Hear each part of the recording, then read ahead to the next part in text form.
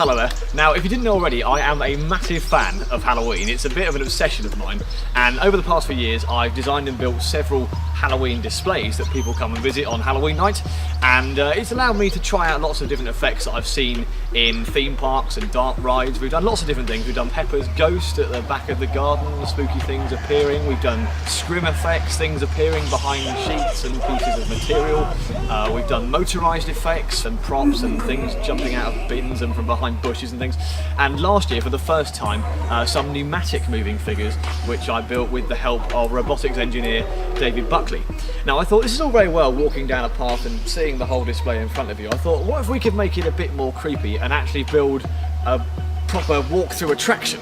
Could that possibly be done? Well, it turns out, yes it could, and behind me we have the Tunnel of Hell, which I designed and built this year, and last night was the big show, and I'm going to take you through it now, and let's go and have a look at some of the effects, as they say, so come with me.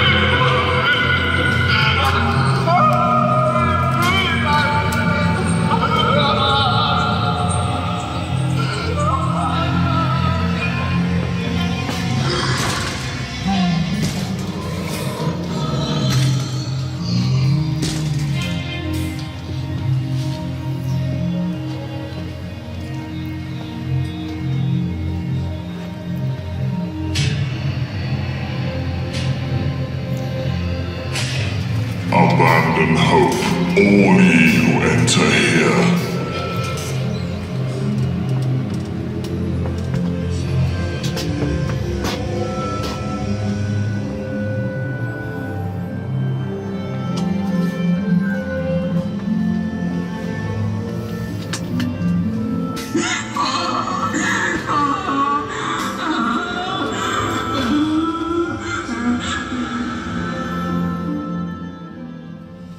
So here we are inside the tunnel. Now this has 6 individual scenes, and being themed around hell and everything, I took quite a bit of inspiration from Dante's Inferno, which, as you may know, is part of the 14th century work The Divine Comedy, and it talks about Dante going through the 9 circles of hell and journeying down, and it's a wonderful uplifting read.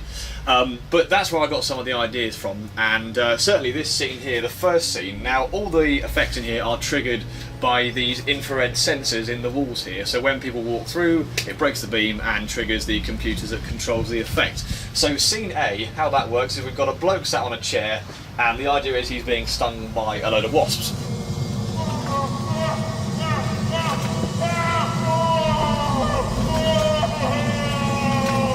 Now he's sat in a separate enclosed area. He's actually got a windscreen wiper motor in him, which makes him rock back and forth. I was going to use pneumatics, but he's way too heavy and he's got lots of heavy clothes, so has to be using a big strong motor. And what I love about this effect, this is one of my favourites, we've got a projector with an ultra short throw on it mounted at the side of the scene, and when you walk through it triggers a disc with the graphics on of all the wasps flying around, which is projected onto this scrim material here. And the result, of course, is that you can see all the wasps flying around, but you can also see through the scrim and see the bloke rocking backwards and forwards, and he's screaming. And I thought it was a really impressive effect. I was very pleased with that.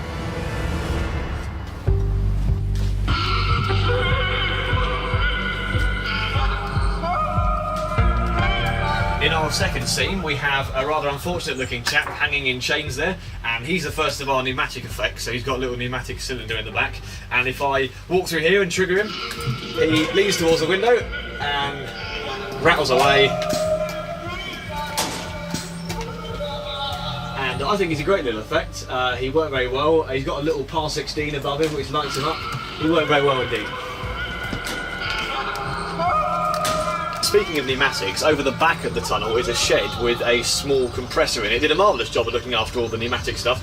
And there's also the brains of the display, as I call it. There's a series of Arduino microcontrollers that look after each scene. There's one for each scene, and they are responsible for triggering sounds and also switching the valves on and off to operate the pneumatic cylinders in the figures. Now if we come around here, what we've got are two of my favourite effects. Giant goblin things that bash rocks against the windows, and I think it's safe to say they caught a few people off guard on the evening. I put this mesh in originally to stop people from just being able to grab stuff, but in actual fact, I think they intensify the effect. If I walk backwards and trigger it again, they crash into them and make a bit more of a noise, and I think it adds to the overall effect, so brilliant stuff.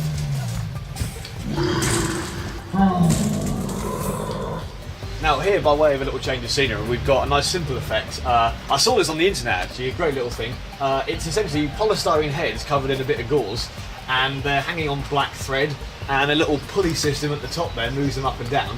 Now they look a bit rubbish in daylight, but with the blue light on them in the night, they look absolutely fantastic, and look like jellyfish actually, but I thought they looked really, really good. And there's the Reaper figure at the back there as well, looking particularly aghast for some reason.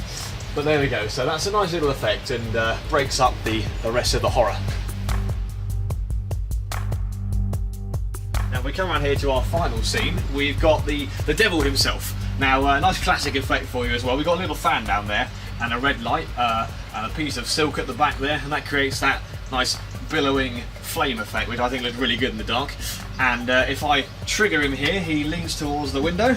Abandon hope, all ye who enter here.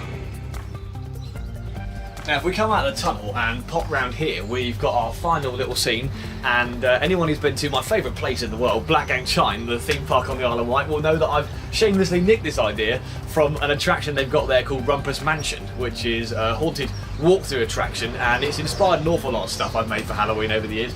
And if you've seen it, you'll know that about halfway through there's a big mirror on a wall, a bit like this, and when you hit the button, the mirror becomes transparent and you can see a horse's head through the mirror, and I quite like that effect. It's a nice way to finish, and also we've left the path open as well, so people who are too young or too scared or whatever could still come down, and there's a scene for them at the end, and it's a nice little way to finish.